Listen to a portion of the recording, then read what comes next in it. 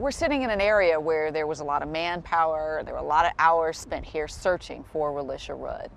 When you come in here with a fresh set of eyes, what are you thinking? Are you looking at the landscape differently? Are you going to be looking at it like, okay, well, we did the grid search here, we did the grid search here, maybe we should try this?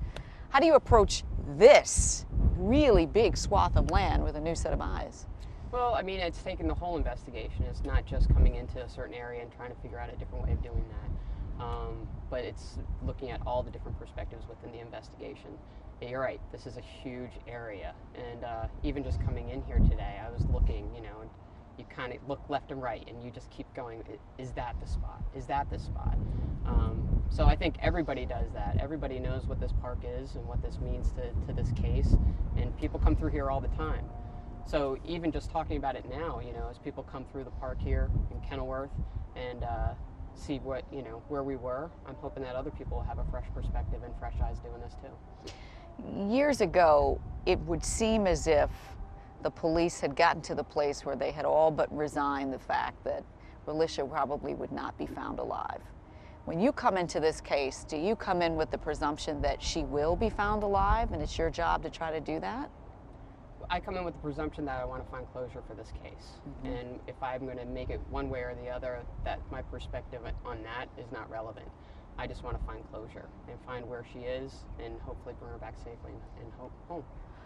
Are there any tips coming in? Are you hearing from people in the community about this case? We are, and that's the great thing. I want to keep reminding people that the more tips that come in, the better off we are. We'd rather keep getting things in, and we don't want this to quiet down. While people may not know about it because it's not in the media and the public eye every day, we're still working it. So if people keep remembering it and keep bringing it up in their own minds, then maybe they'll see something and remember something, or, you know, see somebody or remember something that they heard of, even if it was a long time ago. If it's may be inconsequential to them, but it could be very important for us in our investigation. So we'd rather them bring it to us and let us talk it through. Relisha's mother, Shamika Young, does not buy this whole idea that her daughter was harmed by Khalil Tatum, that he killed himself, that he killed his wife. She does not believe that. What would you say to somebody who also may be skeptical about what we have learned about this case?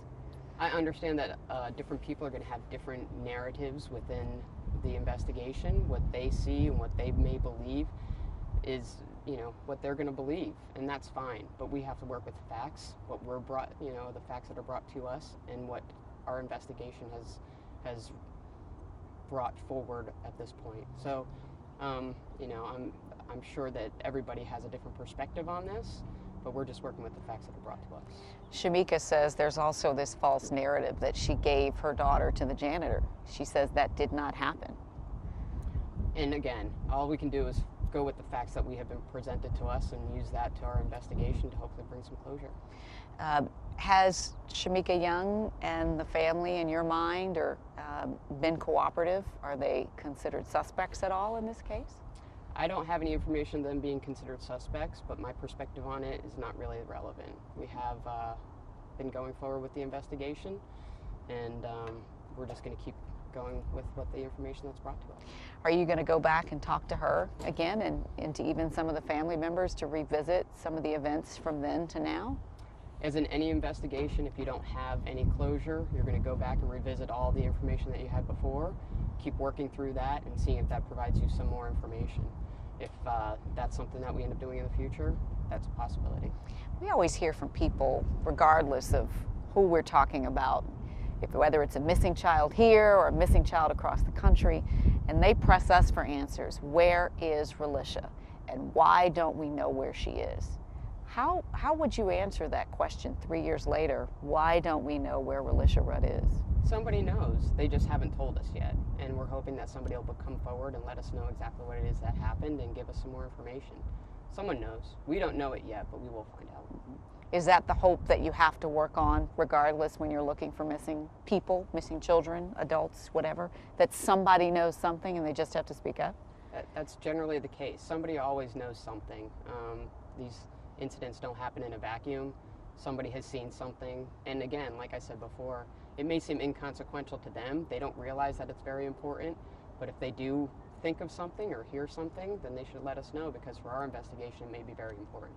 So we know publicly about searches that have been done here locally. We know obviously DC General. We know there was a construction site not far from the hotel, the Holiday Inn was searched. We know the Kenilworth Gardens and the Aquatic Garden, Kenilworth Park and the Aquatic Gardens were searched. We know the National Arboretum was searched. Can you tell us at all if there are any locations outside of DC, even maybe outside of the DMV, where you focused any of the search for Relisha? We've been receiving actually tips from a very large area within the United States in reference to where Relisha might be. While I can't speak to specifics about where those areas are, we are getting tips outside of the DMV. So anybody who has any information, please bring it forward, and we'll look forward to getting that information and hopefully bring some resolution. There was talk at one point that there was concern that perhaps Relisha had been sold into, the sex trafficking trade, that she could be out there right now, waiting for someone to help find her. Have you been able to pull that notion apart at all, whether that plays some role in why she hasn't been found? I don't have any information regarding that, and I don't know if that's part of the investigation.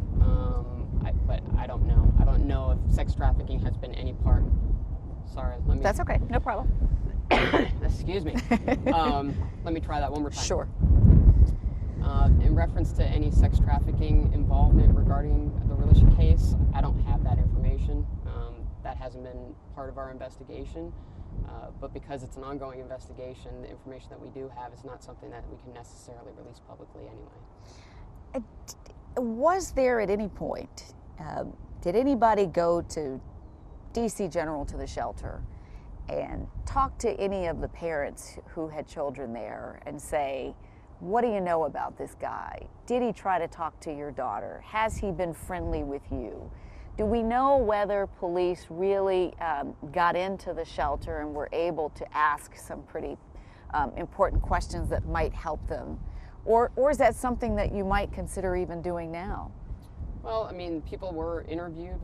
People who lived in the shelter were interviewed. There were several families who were in the shelter at the time who, we tried to get some information from.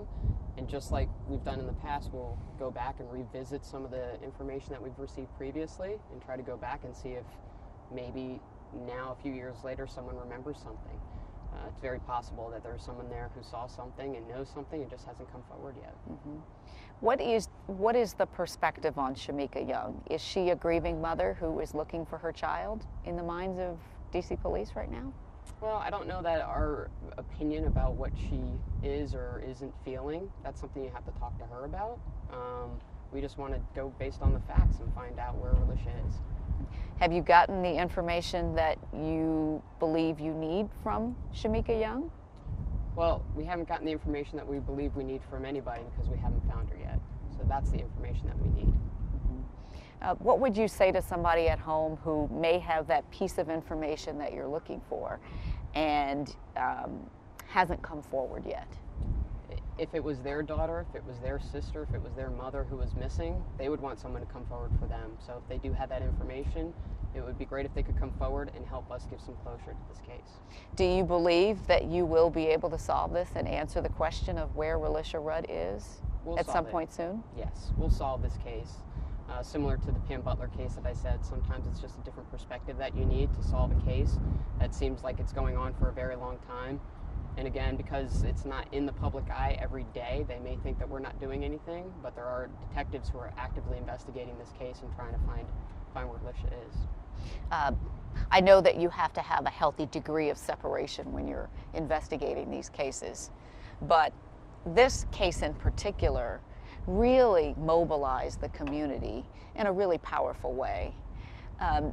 What would you say the toll of this case has been, perhaps, on the people who've been involved at the police department who have not been able to find her? Is this one of those cases that, that really haunts you, that tugs at you as a police officer, wherever you are in the command, because you know that there's a child out there that hasn't been found?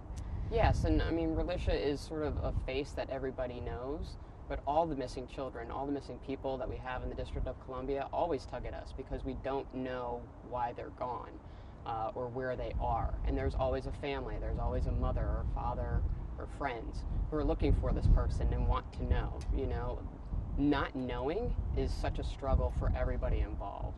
And while police have to have, you're right, a healthy sort of separation from the case, we can't help but have some emotional attachment to these cases, especially when it's a child that's involved. So it's very difficult to kind of go through the process. It's emotionally taxing for the officers and detectives that are doing it too. And you're right, I would say regardless of the chain of command, you get attached to these cases and you want to find that closure. So it's hard for all of us.